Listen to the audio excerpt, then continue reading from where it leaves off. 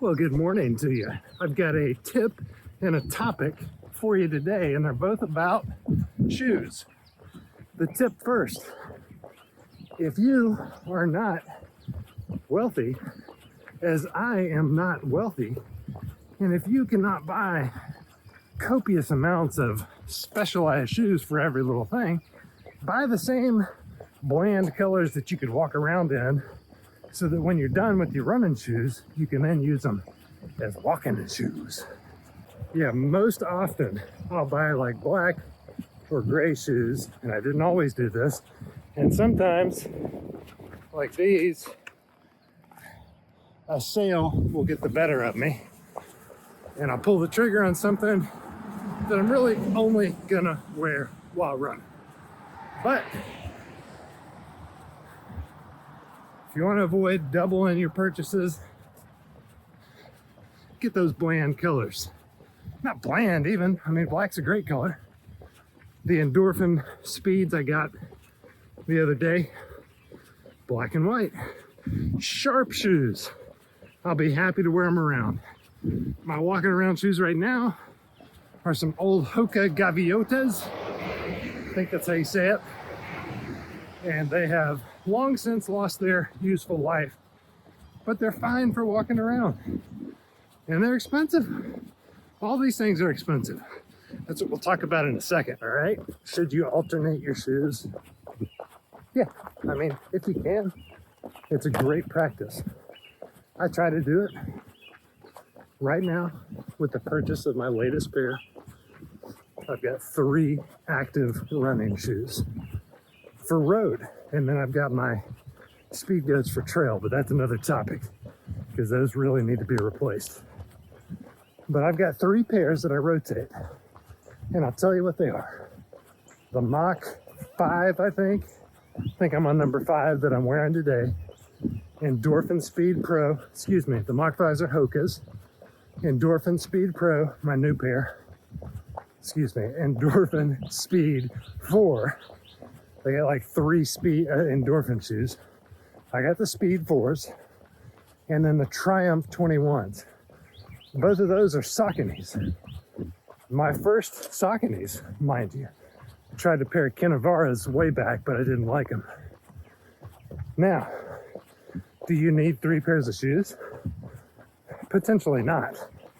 Probably even. You see these other running channels, like going through scores of shoes, one after the other. You know, that's really for guys like me that are geeking out on the next pair.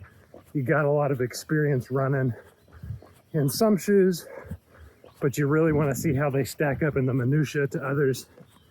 For the beginner, don't waste your time with a ton of that unless you just enjoy it because they're fun to watch. Go out and get you something from your running store down the block that feels good and is reputable.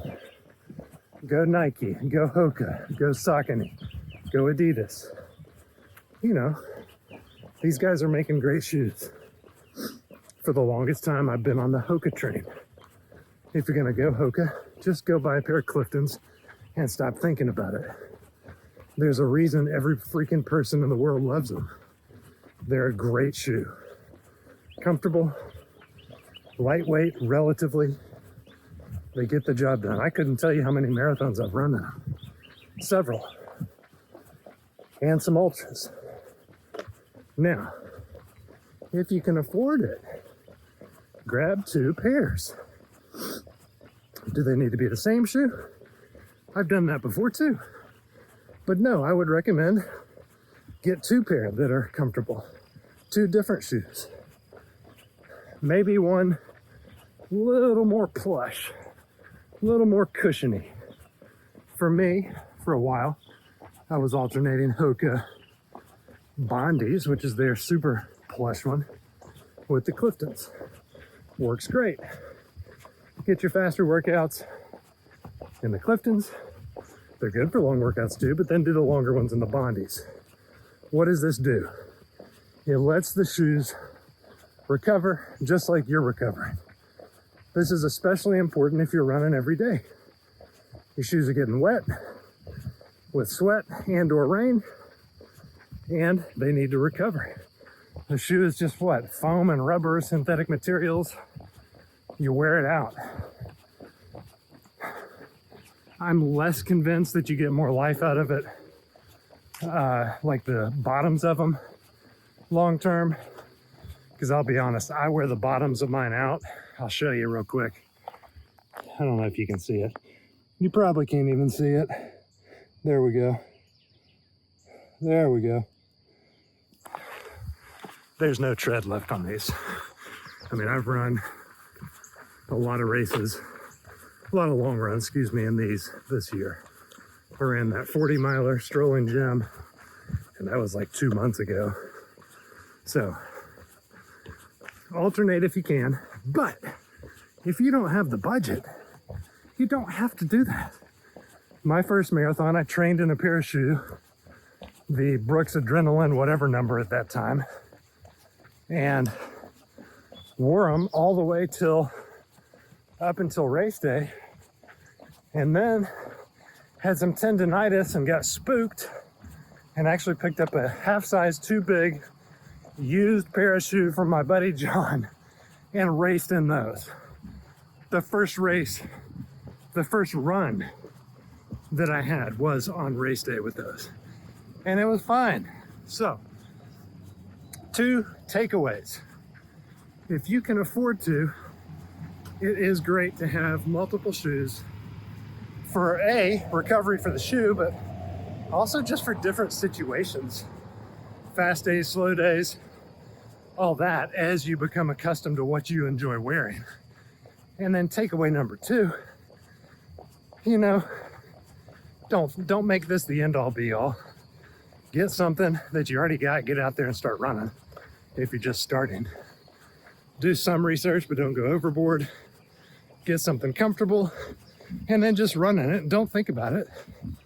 If you can only just buy 1 pair.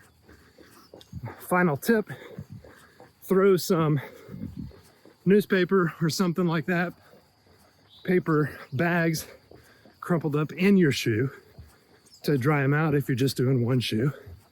Soak some of that up. Take out the inserts. I pull mine out after I run, just so it lets it air out, dry out quicker. All right, where are we at today? 7 miles. Got a few more to go. It's hump day. Tomorrow's July 4th.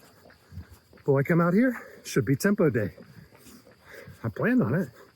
We'll see how it goes. All right, y'all have a good one. Hey, subscribe to the channel. I always forget to say that, but it'd be nice if you did. Peace.